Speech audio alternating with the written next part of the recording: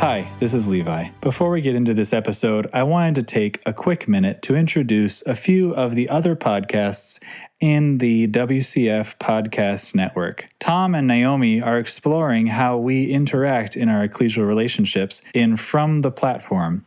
It's a very in-depth series that is incredibly helpful for understanding and developing compassion and better listening practices. That's From the Platform.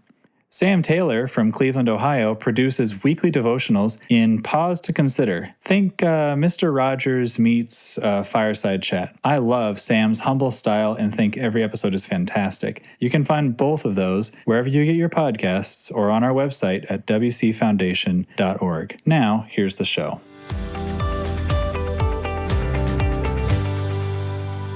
Welcome back to A Little Faith. This is Levi, and I'm here with Jochem. How you doing, Jochem? Great, thanks. How are you? Good. We're excited. Today we're going to talk about your podcast, For Real Life.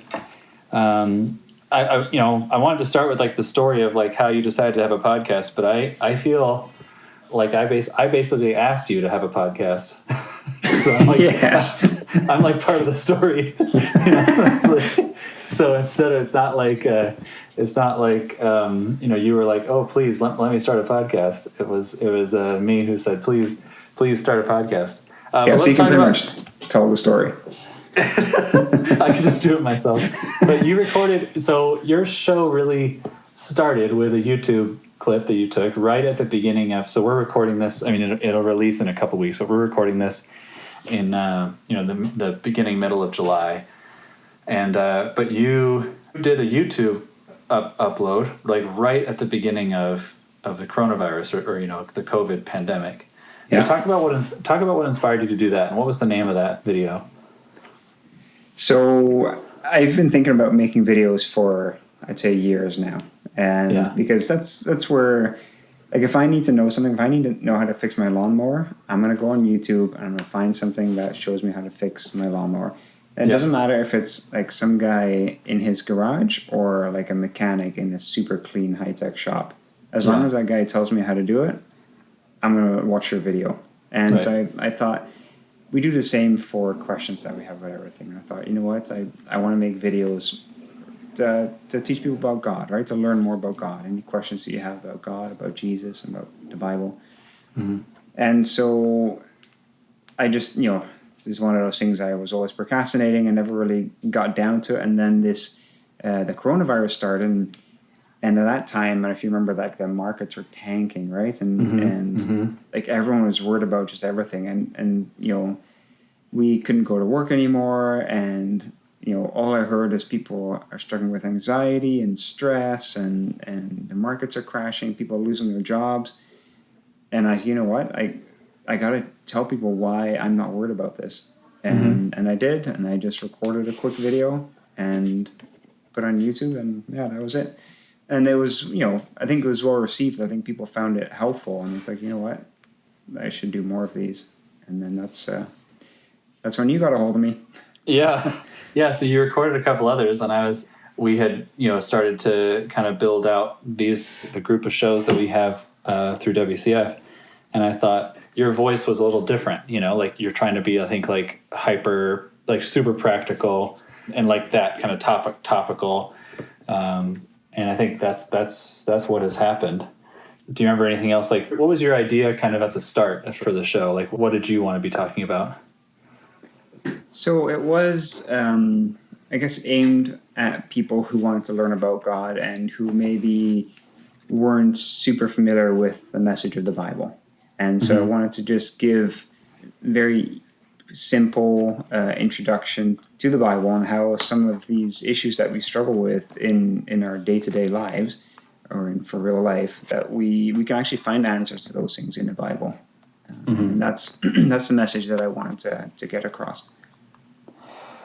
You thought of the name. I didn't think I can't really take any credit after just asking you to do the show. Where did the name come from? That's a funny story. My boys, so I have 3 boys. They're 7, 5, and 3. And I don't know how this started, but you know how kids they can be they can bend the truth a little from time to time or outright lie.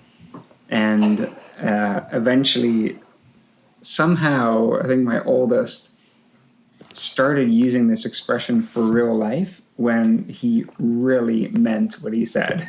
Oh, okay. I'm really not lying. Exactly. As opposed to, no, I'm not lying.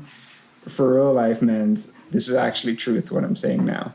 And I, and we use it now in our family. It's just one of those sayings where, we will use for real life when we're mostly joking, but, it's like, this is actually happening. This is for real life.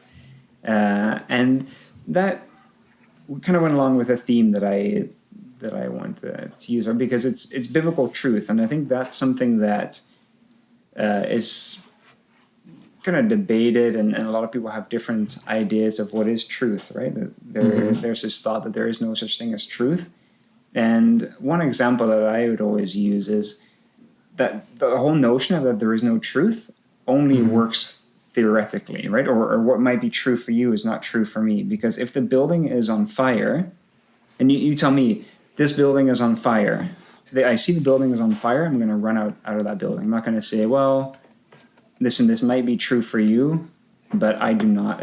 To me, this building is not on fire. But in real life, that doesn't change anything, right? The building is either on fire or it is not, and I'm going to. There are absolute truths, yeah. Yeah, exactly, and so that's what I wanted to hint at as well, is that, what, there is truth in this world, and truth is found in the Bible, and it is applicable to real life as well, and so that's kind of the backstory that maybe not everyone knows if you see that title, but there is an element of this is the truth. Yeah, no, I'm very serious now. It's kind of like what your 7-year-old is saying. Like, no, this is the most. I'm totally serious. I'm not pulling your chain. And it matters. I love the multiple. I think it's a great title, and I love the kind of multiple angles that it can be understood through. That's funny. You talk about the burning building. I have this very clear memory of actually my dad saying, "Do you see that mountain over there? Yeah, I see it. Do you think it's real?" Which is like a really weird question, right? Like, yes, I think that mountain's real. Have you ever been on it? Like, have you touched that mountain? No. Well, yeah, it's a truth. Like, we have all the evidence we need to know that mountain is actually there. Does that make sense? Yeah. Like, you don't need to have experienced it, Right. Like, you've seen other mountains, and that's an abstract concept, but I think it is the same thing as you're saying. Like, there are facts, there are absolute facts that when you see a mountain in the distance, that mountain is real. Right. And that whole discussion, well, this is that really truth, and what's true for you is not true for me. That's more of opinions, and you have read one thing online, I have read something else online, and therefore we know what we're talking about, and they're the opposite thing. Right. But really, it's just a lack of being informed properly, maybe, really digging into both sides of the argument, and it really only applies to the theoretical realm, if you will. It doesn't apply to for real life. Yeah, but yeah, exactly. For real life means that these kind of theological concepts that we might be talking about actually have an impact in our, wake up in the morning and live your life day, right? They have a big impact.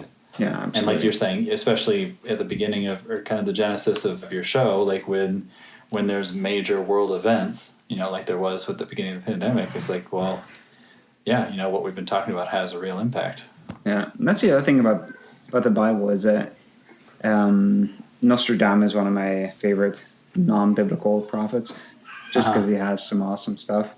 And the things, his prophecies are, the bird will fall from the sky in the new land. It's like, that's, like, those are like hugely, I think those aren't even correct. People have changed some of those like prophecies to make them seem like they apply to, modern day situations. But he has some crazy stuff that could be interpreted in 60 different ways. And it's all very like sci-fi stuff.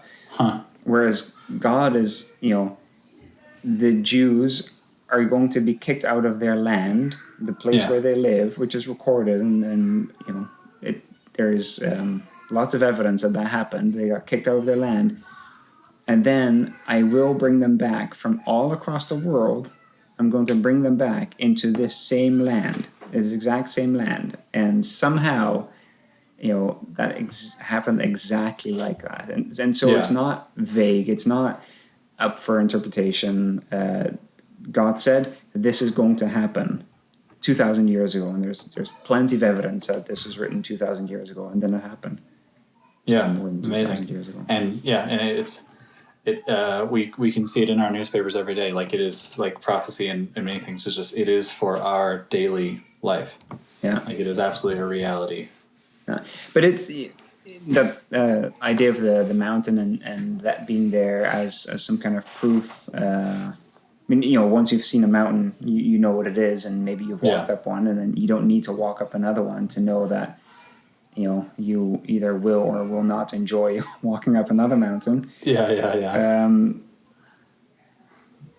I forget where I was going to go at this point. Well, that is a gathering of evidence, is what you're saying. I think what you're getting to is maybe you've gathered some evidence, so now you can trust that this is true again. Right. And so in one of my shows, which is still to be released, we kind of talk about some of these different things that help you to show that faith in God and in the truth of the Bible isn't necessarily blind faith. Something like, well, some guy sometimes said, this is the book that you got to believe in, and so you just have to believe it, okay? Right. Bible isn't like that. There are proofs that you can go to, and prophecy is one of them, archaeology, and creation is another one. Creation, yeah. Just the way how this whole ecosystem that we live in is so perfect, and if only one thing would have been different, it wouldn't have existed, right? And so there are some tangibles there to show that this is a trustworthy book. Yeah, exactly. There's the faith that we have. It does take a leap, at some point. I don't think you can prove all your way to a full faith, but there's clearly it's clearly built on evidence. It's built on information. Yeah, it's not blind faith. Correct. But these things help you develop faith in something that you cannot see, right? And so like you said, it's kind of evidence building to know that even though I haven't seen God, I know that there is a God because of these other reasons. You talked about kind of ideas you're talking about in the future. What are some other directions that the show's going? I like to keep it practical, like things that we all kind of struggle with day to day, but also getting to know God a little bit more, right? So maybe having an understanding of why things happen in the world and what God really wants to achieve with, why did He create us? Maybe answer some of those questions. I think there's a lot of confusion in the world as well right now. I think there's a lot of things you see at universities. People that go to university are highly intelligent people. They're able to reason, they're able to think, they're able to come to conclusions, and yet so many are struggling with life in general, right? There's a huge amount of anxiety, stress. People can't cope with it, and they unfortunately they deal with this feeling of being unable to cope with it in different ways, and sometimes even destructive and catastrophic ways, or just dropping out. But then at least you can have other options. And so clearly, I think they're struggling with something. Something is driving that. And there's nothing is certain anymore. And I think that makes life very unpredictable, and people. It's not surprising that people have a ton of anxiety issues because you really do not know how to act in many situations anymore. Yeah, it's interesting. I think you might be talking about just the multiplication of knowledge in the first place, and I think we're seeing that now with also the fake news whole cycle too. Is just since there's so much information, you basically have to just choose what you think.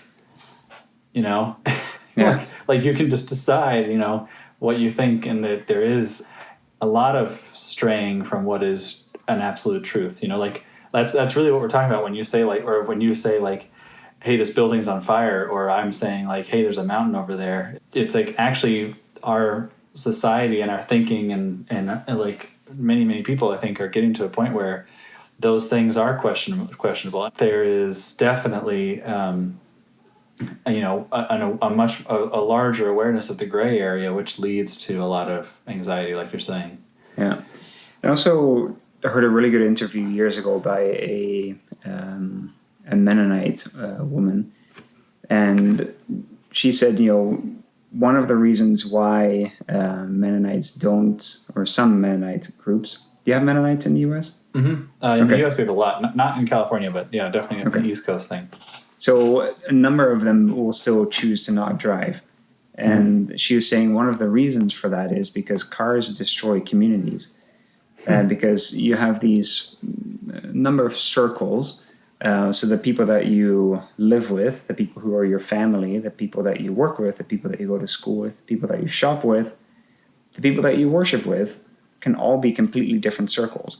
Mm-hmm. And they never have to touch each other. And so now you don't really have a community anymore. And I thought that was interesting. And a car, if you ride a horse, you can already go so far, right? Like you're not going to commute 100 kilometers to go to your work, and then on the way home you're going to stop at Sam's Club to pick up dinner or whatever. Right. So, and I think there are a lot more of those things that are there. That is an unintended consequence of a car, is that really has helped to break apart communities as we know it. Mm-hmm. And now during COVID and at times where things are tough, it's really nice to have a community. But yet we've kind of I have eroded that myself by moving to Canada and leaving my family halfway across the world, and I commute and all those things, right? And so I think there's a lot more things. So having a phone is really convenient. Smartphone, I can do a ton of stuff on my smartphone, but it also means that I'm connected 16, 18 hours a day. And watching my phone instead of talking to my kids and talking to my wife, and so there are a ton of these unintended consequences of things that we have just taken on in our life, and I think those kind of things are hitting, young professionals and students and children more and more because they don't know a life without a smartphone. Right. No, and absolutely. So, I think there's massive psychological things we don't understand still, about the last 15, 20 years and kind of this ultimate information age and the benefit of simplicity. And I think a lot of those lessons are, there's a lot of practical stuff in the Bible, which is basically what you're saying. That's the concept of the show. Yeah, focusing on do these things really matter? I mean, yes, it's good to have a good job, but is having a good job what matters in your life? At the end of your life, when you die, and you're laying on your deathbed, are you wondering, man, I wish I had a better job? Or do you wish, man, I'm so excited about, I'm so super pumped about living in this world forever with Jesus? Yeah. That's what I would choose, right? And so what really matters in life? And cut out everything that doesn't matter. Yeah. Yeah, do you wish you'd spent more Saturdays working or more Saturdays with your kids is the ultimate. Exactly. Well, yeah, thanks, Jochem. I think I really encourage anybody to look up the show For Real Life. It is on our website, wcfoundation.org/podcast. It's definitely shareable. You do a really good job of keeping your episodes very short and easily digestible. I think they're excellent, and thank you so much for your work, and looking forward to future shows. Yeah, it's my pleasure. Yeah, you're right. I try to keep them between 5 to 10 minutes. If it's super exciting topic, maybe 15. Yeah. But I try to have a bit of a combination of just me or an interview, and that always makes it a little bit longer. But yeah, I hope it's beneficial.